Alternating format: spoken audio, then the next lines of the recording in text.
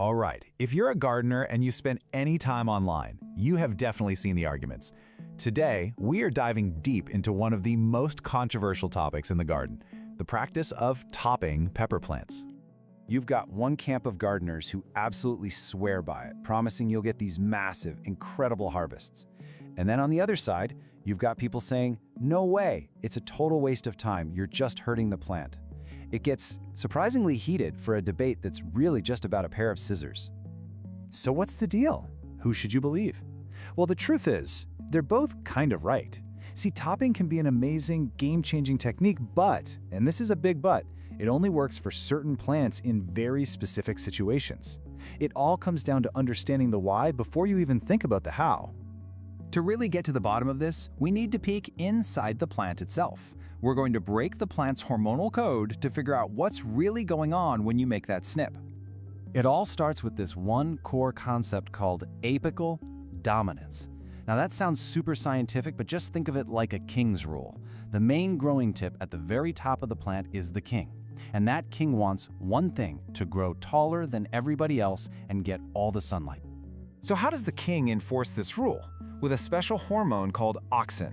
It's made right at that top growing tip, and it flows downward through the plant. And as it flows, it's basically sending out a command to all the side branches saying, hey, don't even think about it. All energy goes up, not out. So, when we come along with our scissors and snip off that main growing tip, we're basically staging a coup. We're dethroning the king. And the second you do that, the downward flow of that bossy Auxin hormone stops, dead in its tracks. And with the king gone, you know what happens? A revolution. All of those side branches that were being told to stay dormant suddenly wake up and start to grow. The plant's whole growth strategy shifts. Instead of a tall, lanky pole, it starts to branch out and become this much bushier, more robust plant.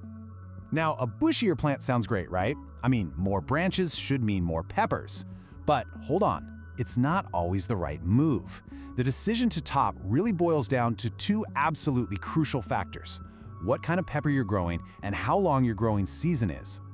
First up, let's talk variety. This is a huge one.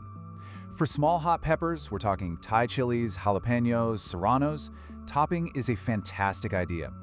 You create this strong, bushy structure that can physically support way more little peppers, boosting your total yield. But for big, thick-walled sweet peppers like bell peppers, you gotta be careful. The plant has a finite amount of energy, so topping will give you more peppers, but they're almost certainly going to be smaller and have thinner walls. You're basically trading size for quantity. Second, and this is just as important, is your climate. When you top a pepper plant, you're essentially hitting the pause button on its growth for about 2 weeks while it recovers. Now, if you live somewhere with a really long, hot summer, that 2-week delay is no big deal. The plant has plenty of time to catch up. But if you have a short growing season, losing those 2 weeks could be a disaster. It might be the difference between a huge harvest of ripe peppers and a plant full of green ones when that first frost hits. Okay, so let's say you've checked the boxes. You're growing jalapenos, you've got a nice long season ahead, and you've decided to go for it. So let's get into the practical side. How do you actually do this correctly? The timing here is absolutely critical. You have to wait until your seedling has developed 3 to 4 sets of true leaves. Now, I'm not talking about those first 2 little baby leaves that pop out of the seed. I mean the ones that actually look like real pepper leaves. The process itself is incredibly simple. Once your plant is about 6 to 8 inches tall and has those true leaves, you're good to go. Find the node, that's the little joint in the stem, right above the 3rd or 4th set of leaves. Take some clean, sharp scissors and make one clean snip. That's it. Just be patient, and within about a week, you should see 2 new shoots starting to grow right out of the little leaf armpits just below your cut. Now, before you run out to your garden, I have to give you the single most important rule of all. This is the big one. If you look at your plant and you see any little white flowers or even the tiniest little pepper buds starting to form, it is absolutely too late. Back away from the plant. Put the scissors down. And here's why that's so important. Once a plant starts making flowers, its entire hormonal system has shifted gears.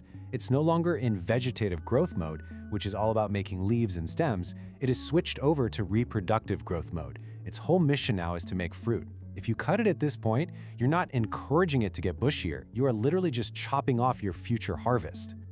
I know that was a lot to take in, so let's boil it all down into a really simple cheat sheet to help you make the final call. So here it is, the final trade-off. If you top your plant, You're choosing a short, wide, bushy shape that's really stable and probably won't need staking.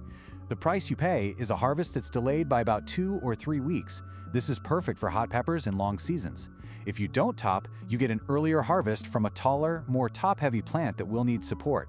This is the way to go for bell peppers or for anyone gardening in a short season. At the end of the day, you have to remember that topping is not a magic rule that you have to follow. Think of it as a specific tool in your gardening toolkit. You only pull it out for the right job, on the right plant, at the right time. So now that you get the science, the varieties, and the climate factors, the decision is all yours. Take a look at your plants, think about your growing season, and decide for yourself. Is this going to be the year you reach for the scissors?